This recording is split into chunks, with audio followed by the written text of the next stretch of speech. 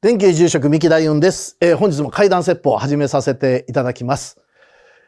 今回のお話はですね、おそらくという言い方をすると申し訳ないんですけれども、私のところに寄せられる怪談話の中には勘違いであったりだとか、あるいはもしかするとその方の創作であったり、そんなお話も中にはあるんではないかなと私は思うんですが、このお話は間違いなく本当だな、確信を持って言える話っていうのが、やっぱり多くあるんですね。今回のお話も間違いなくそうだろうなと、実際にあったんだろうなという確信を持って、お話できるというふうに思ったので、今回お話しさせていただきます。まず、事の発端はですね、小さな子供さんなんです。小学5年生のとある男の子のお話なんですけれども、この男の子がですね、小学5年生になって、少し、親御さんに言わすと甘えたなところが家ではあって、寝る時には必ずお父さんかお母さんが隣に寝てっていうそうなんですけれども、もう小学5年生になって、さすがに一人で寝に行きなさいということで、一人で寝るようになってからのお話なんだそうなんですが、この子供さんの部屋っていうのが2階にあるんですね。で、だいたい9時、10時ぐらいになるともう寝に行きなさいよって言って、朝は分かりましたということで、一人でですね、自分の寝室にトントントンと上がっていくんですね。で、おやすみなさいって言って寝るわけです。寝てますとですね、どうやら子供さんがまた降りてくるそうなんですね。しばらくすると。で、お父さんお母さん、声をかけてくる。まだ起きてたの？早く寝なさいよ。明日朝学校早いんだから。そういうそうなんですけれども、なんか階段のところで音がした。そんな話をするそうなんです。で、これお父さんお母さんに言わすと、おそらく一人で寝るのが嫌で呼びに来たなと思ってたそうなんです。でも一人で寝かせるために、もういいから寝なさい、何もいいひんから。そう言って寝かしてたそうなんですね。ところがまた数日後、やっぱり夜になると、たったったと降りてきて、お父さんお母さん一緒に寝てって言うそうなんです。でもなんで一人で寝れないのって言うと、なんか階段のところで音がした。廊下でその音が止まったとかって言うそうなんですね。で、おそらくこれもお父さんお母さんの予想では、この子が一緒に寝てほしいからそう言うだけだなと思って、いいから寝なさいっていう繰り返しをされてたそうなんです。ところが、ある日ですね、泣きながらこの子が降りてきた日があったので、あれ？もしかすると本当に何か怖い思いをしたのかなと思ったお母さんが、一体何があったの？このお子さんに聞かれたそうなんです。そうしますと、お子さんが、実は僕が一人で寝てたら、カツカツカツカツカツカツカツ、なんか床を叩くような音がするっていうんですね。フローリングの床を何か爪で叩くような音がカツカツカツカツっとする。よーく聞いてると、このカツカツカツカツカツカツカツカツカツっていうのが、どうやら階段の方から聞こえてきて、階段の下ですね。カツカツカツカツカツカツカツカツ。どんどん音が大きくなってきて、どうやら部屋の前でこの音が止まる。そんなことをこの少年が言うそうなんですね。で、そう、じゃあ分かった。今晩だけお父さん一緒に寝てあげるから、じゃあ今日は一緒に寝ようねということで、お父さんとその息子さん一緒に部屋に上がって寝てたそうなんですね。そうしますとやがて1時間ほどすると子供さんがぐっすり寝た。その様子を見てお父さんが、じゃあそろそろ下へ降りようと思ったその時ですね、カツ、カツカツカツカツカツカツカツ。確かにフローリングを爪で叩くような音がする。そしてその音がピタッと子供部屋の前で止まった。あれと思うと、その音に気づいた息子さんも目を開けて、お父さん今音してたよねって言うそうなんです。で、確かに音が聞こえたらちょっと待ってなさい。お父さん見てくるからって言って扉を開ける。そうするとそこには何もいないんですね。おかしいな、ちょっとあなたは寝てなさいよって言って息子さんを置いて扉を閉めて1階にお父さん降りていったんですね。そうすると音もなく扉がスーッと開いたそうなんです。で、お父さんいないのに僕一人の時にこれ扉が開いたと思うと廊下の光がちょっと入ってるんですね。で、そこをそーっとこわごわに見ると扉の下の方に黒い影のようなものが見えたそうなんです。そこで思わず、うわ、お父さん大きな声を出すと、お父さんがタタタッと上がってきて、どうした？今扉が勝手に開いて、そこでなんか黒い影のようなものが見えた。そんなことを言うそうなんですね。で、黒い影があった。そう。でもお父さん今、下まで見に行ったけど何もいなかったよ。そう言われるそうなんですね。で、おかしいなぁ。なんか黒い影が僕見えたけどなぁって、その時も子供さんはちょっと怖がってたそうなんですけども、それから、またその日からですね、やっぱり一人で寝るのが怖くなったので、今日はじゃあお母さんが代わりに一緒に寝てあげようね。寝る。で、何もない日もあるそうなんです。でもまたお父さんが一緒に寝てると、その日、カツ、カツカツカツカツカツと音がやってきた。お父さんも確実に聞こえてるんですね。あ、来たな、音かと思うと息子さんも目をパッと覚める。お父さんが、よし、じゃあお前ちょっと寝てなさいよ。お父さんもう一回見てくるからねって言って、また子供部屋を出てしまうんですね。で、その時に、ちょっとお父さん行かないでって息子さん止めたそうなんですけども、もう戸をしっかり閉めていくからあんた寝てなさいって言って戸をガチャリ音がして戸が閉まった。暗い中、少年は一人で寝てたそうなんです。で、お父さんがどうやら、廊下をうろうろした後、ドッドッドッドと下へ降りていく足音が聞こえる。で、お父さん下へ行ったな、また僕一人になったなと思った瞬間、やはり扉がスーッと開いて、廊下の光が差し込むそうなんですね。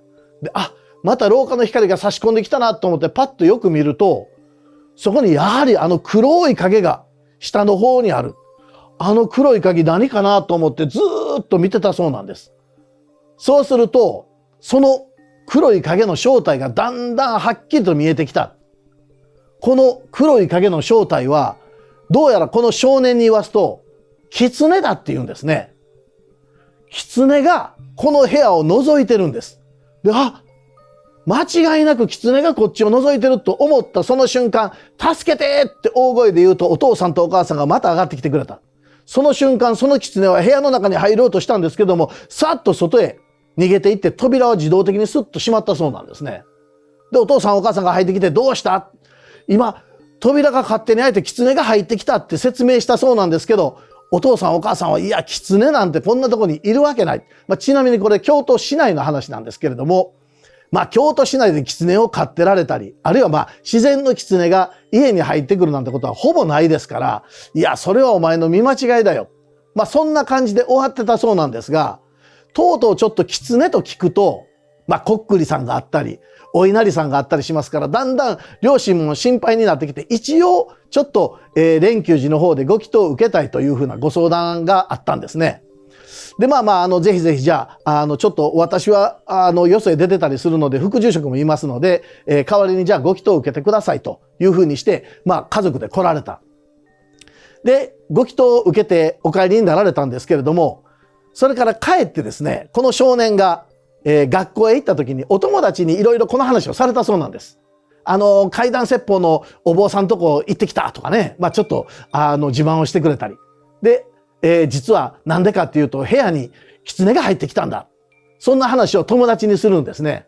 そうすると友達が、狐なんかいるの？俺ははっきり見た。最初は黒い塊やったけど、これがだんだんと狐の姿に変わっていったというふうな、一種ちょっと自慢話のように、この少年は学校で喋ってたそうなんです。そうしますと、一人の少年がそれを聞きつけて、狐？狐って何？僕も聞かしてってやってきたそうなんですが、このやってきた少年、実は学校ではちょっといじめられてる子なんですね。で、この実際に狐を見た少年っていうのが、どちらかというといじめっ子タイプの子で気が強い。もうお前なんかに教えてやらへん。ちょっといけずをするわけですよね。で、この少年が、いや、僕話聞かしてよって言っても、あかんあかん。お前には話すことない。向こう行け。狐って何？いつもよりもしつこくこっちに来るんで、もう向こう行けって言うと、その少年はしょんぼりしてどっかへ行った。そして他の友達と続きの話をしてると、ある友達がこういうことを言うんですね。それ本当に狐？って言うんです。で、いや、間違いなく俺、狐の顔見たもん。図鑑でも見たけど、なんかあんな顔立ちやった。そう言うんです。そうすると、そのお友達が、いや、もしかするとそれ犬じゃない？そう言ってくるんですね。いやいや、犬なわけないよ。犬ならもう顔見たらわかるもんって言っても、いや、本当は狐の顔に似た犬じゃない？しつこくその友達が言うんです。で、いや、なんでお前そんなことを言うのって言ったら、いや、実は今起こったいじめられっ子の男の子。あの子が飼ってた犬がいて、その犬の名前が狐っていう。犬なのに狐という名前をつけて飼ってたよって言うんですね。で、なんでって聞くと、顔が狐に似てた。だから狐という名前をつけたらしいよなって話になってくる。そんな話をしてると、またその子が寄ってきて、僕の犬の話してる？ねえ、話に混ぜてって言ってしつこくやってくるんで、ちょっとこの少年怖くなりつつ、お前に話すことはもうないから向こう行け。再度言った。そうすると、わかった。でも一つだけちょっと言わして。さっきから狐の話してるけど、首輪してたって聞くそうなんですね。で、いや、首輪してたかどうかまではっきりこの少年見てないんですけれども、首輪が何やって聞くと、僕の飼ってた犬で名前が狐っていう。もし狐であれば、首輪が夜になると光るようになってる。その狐、君が見た狐、首輪光ってなかった？そう聞いてきたそうなんです。で、この少年怖くなって、そんなんじゃない。お前の飼ってた犬とは関係ないって言って、向こうへ行かしたそうなんですね。それからまた家に帰って、寝てますと、やはりカツカツカツという音がしてくる。この日もお父さんと一緒に寝たそうなんですけれども、お父さんが、来たな。上に来る前にお父さんが扉を開けて外へ出て行かれたそうなんです。で、いろんなとこ調べてる。でもどうやらやはり何もないようで、1階にお父さんが降りていく足音がする。ああ、やっぱりお父さん下へ行っちゃったなと思ってると、やはりいつものように扉がスッと開いて、廊下の光が差し込んで、そこには狐のような顔をした何かがいる。あれ？やっぱりあれ狐やんな。そう思いながらずーっと狐を見てたそうなんですね。そうするとその狐がパッと自分の方に飛びかかってきて、腕をガブッと噛んだそうなんです。思わず痛い大きな声を出すと、お父さんお母さんがまた慌てて上がってきてくれた。どうしたって言うと、その狐らしきものはスーッと消えたそうなんです。今僕腕噛まれたって言うんですね。で、再度、お寺の方にもう一度ご祈祷をお願いしますということで、ご祈祷に来られた時には私がたまたまいましたんで、対応させていただいたんですが、このお子さんの腕を見ると、そこには何かに噛まれた跡があるんです。確かに何かに噛まれてるねって私がその男の子に聞きますと、この男の子が、間違いなく犬に噛まれたのって言うんです。で、狐じゃないのって言うと、多分犬。狐に似た犬って言うんですね。どういうことかというと、噛まれた瞬間思い出すと、首輪をしてた。しかも光ってたって言うんです。もしかすると僕がいじめてたあの男の子の飼ってた犬かもしれない。そんな話をするんですね。で、これならすぐに解決できるなと私思いました。そのいじめてるお友達と仲良くなりなさい。それで解決する。もしかするとこの死んだワンちゃんがその子を心配して出てきたのかもしれないよと言うと、分かりましたということで、今ではですね、学校でとても仲のいい友達になってると。で、それ以来この狐なのか犬なのかは現れなくなったというお話でございました。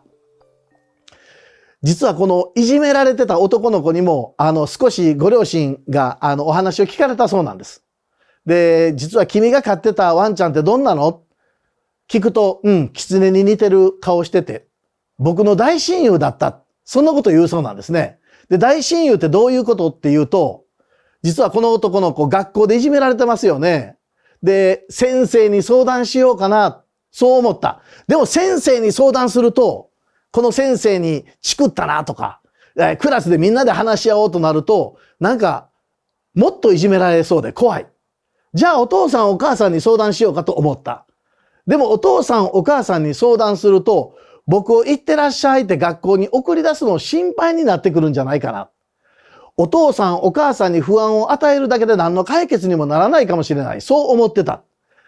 でも誰かに話したいこの辛い思いを誰に話したかというと、いつも散歩に連れて行ったこの狐ちゃん、いわゆる犬の狐ちゃんという、この狐ちゃんに散歩しながらこう言うそうなんですね。僕実はあんまり学校が楽しくないんや。学校でいじめられてるんや。そんな話をすると、この狐ちゃんがじーっと自分の方を見てくるそうなんです。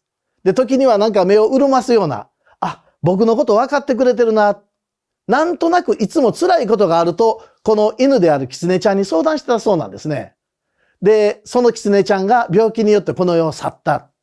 ああ、悲しい。僕には友達がいなくなったと思ってたんですけれども、どうやらですね、この飼ってた狐ちゃんが心配になって友達になってという意味も込めて、この少年のところに出てきたんではないかなというふうに思います。飼っていた、ワンちゃんとか猫ちゃんもそうですし、まあ小さなインコちゃんでもそうでしょうけれども、飼い主のことを先に亡くなると心配なんでしょうね。これは人間もそうだと思うんですけれども、恩を忘れないと言いますか、情に熱いと言いますか、私たち人間も、覚あるべきだなというふうに思うお話でございました。本日も怪談説法どうもありがとうございました。